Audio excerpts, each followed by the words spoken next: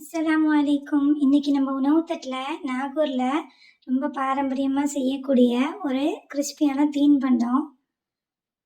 பெருநாள்களுக்கும் விசேஷங்களுக்கும் பெரும்பாலான முஸ்லீம் வீடுகளில் இதை பண்ணுவாங்க. நிறைய பேர் இந்த ரெசிபி அப்லோட் பண்ணியிருந்தாலும் இதில் நான் கொஞ்சம் உங்களுக்கு டிப்ஸு சொல்லி கொடுத்துருப்பேன்.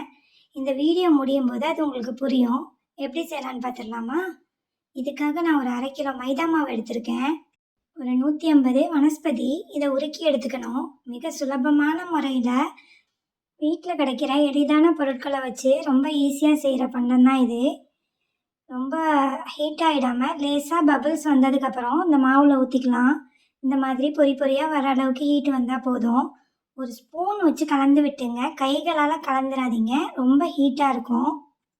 இது ஒரு 2 நிமிஷம் ரெஸ்ட் விட்டதுக்கப்புறம் இப்படி கைகளால் நல்லா உதிர்த்து விட்டுடலாம். கெட்டியாக பிடிச்சு பார்த்தோன்னா மாவும் அந்த நெய்யும் இப்படி கெட்டியாக இருக்கணும்.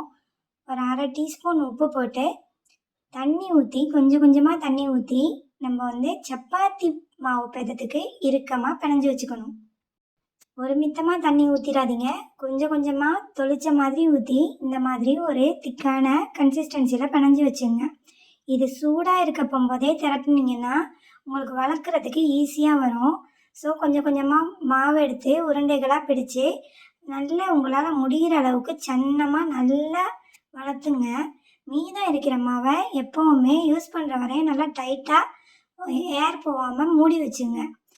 நல்லா இந்த மாதிரி வளர்த்ததுக்கப்புறம் ஒரு டம்ளர் இல்லாட்டி ஒரு குக்கி கட்டர்ஸ் எடுத்து இந்த மாதிரி ரவுண்டாக கட் பண்ணிங்க. இந்த மாதிரி ரவுண்டாக கட் பண்ணதை எடுத்து நான் வீடியோவில் காட்டுற மாதிரி 2ஆக மடித்து அதை 4ஆக ஃபோல்டு பண்ணி நடுவில் நல்லா ப்ரெஸ் பண்ணி விட்டுருங்க. அப்படி ப்ரெஸ் பண்ணும்போதே இது ஒரு பூ ஷேப்பில் உங்களுக்கு பனியாக ரெடி ஆகிடும். இந்த மாதிரி பூ ஷேப்பில் இருக்கிறனால தான் இதுக்கு பூ பனியான்னு பேர் வந்துச்சு. இந்த மாதிரி கார்னரை நல்லா டைட்டாக நீங்கள் ப்ரெஸ் பண்ணும்போது தான் இது எண்ணெயில் போடும்போது பிரியாமல் வரும். இதுலேயே இன்னொரு மெத்தடு, இந்த மாதிரி ரவுண்டாக எடுத்து இந்த மாதிரி பேக் சைடை ஒரு முட்டாய் சுற்றுற மாதிரி சுற்றி விட்டிங்கன்னா அழகான பூ ஷேப்பில் உங்களுக்கு இன்னொரு டைப் ரெடி ஆகிடும். உங்களுக்கு வீடியோக்காக நான் நல்லா இதை டைட்டாக ப்ரெஸ் பண்ணாமையே ஒரு 2-3 சுட்டு காட்டுறேன். மோல்டு எதுவும் இல்லைன்னா கூட இந்த மாதிரி நல்லா மெல்லிஸாக வளர்த்து கட்டங்கட்டமாக கட் பண்ணிக்கலாம். இது ஒரு ஈஸியான மெத்தடு. கட்டங்கட்டமாக கட் பண்ணதுக்கப்புறம் நான் அந்த வீடியோவில் காட்டுறேன் பாருங்கள். அழகாக மடித்து அதையும் அந்த பூ மாதிரியே நம்ம ஷேப்பில் கொண்டுகிட்டு வந்துடலாம். இந்த மாதிரி 2 கார்னரையும் ஒன்றா ஜாயின் பண்ணி அப்புறம் பேக் சைடில் உள்ள கார்னரையும் ஒன்றா ஜாயின் பண்ணி ஒரு முட்டாய்த்தாள் சுற்றுற மாதிரி சுற்றி விட்டுடணும். அழகான பூ பனியாக நம்மளுக்கு ரெடி ஆகிடும். எல்லாத்தையும் நமக்கு வேண்டிய டிசைனில் இந்த மாதிரி சுற்றி வச்சதுக்கப்புறம் பொரித்து எடுத்துக்கலாம். ஒரு கடாயில் பனியாக மூழ்கி பொரியிற அளவுக்கு ஆயில் ஆட் பண்ணிங்க. மீடியம் சூட்டில் வச்சு பொன்னிறமாக வர அளவுக்கு பொரிச்சுங்க. எப்படி நம்ம சரியாக சுத்தாதது இந்த மாதிரி பிரிஞ்சு இருக்குதுங்கிறத பாருங்கள். அதனால் நீங்கள் பனியாக சுற்றும் போது அந்த கார்னரை நல்லா மடித்து விட்டுடுங்க. அது உங்களுக்கு அழகான ஷேப்பில் கிடச்சிரும். இந்த 2ஆவது ஷேப்பில் உள்ளதையும் நான் உங்களுக்கு சுட்டி எடுத்து காட்டுறேன். எங்கள் சைட்லாம் இது நார்மலாக இப்படியே பொரிச்சதோடு சாப்பிடுவாங்க. அதுவே நல்லா கிறிஸ்பியாக டேஸ்ட்டாக தான் இருக்கும். பட் இது பசங்களுக்காக இன்னும் பிடிக்கணுங்கிறதுக்காக உங்களுக்கு நான் 2 டைப்பில் இதுக்கு கோட் கொடுத்து காட்டுறேன்.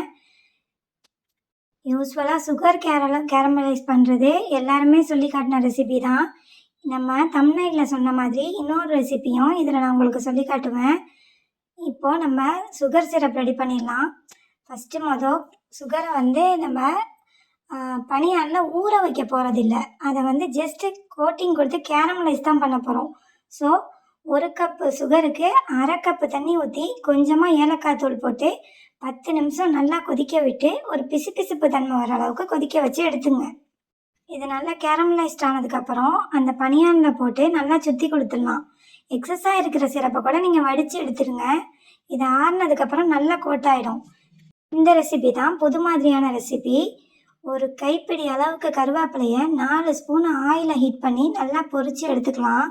இது நல்லா மொடுன்னு பொரிஞ்சதுக்கப்புறம் ஸ்டவ்வை ஆஃப் பண்ணிவிட்டு ஒரு டேபிள் ஸ்பூன் சில்லி பவுடர் போட்டு நல்லா கிளறி விட்டுக்கலாம்.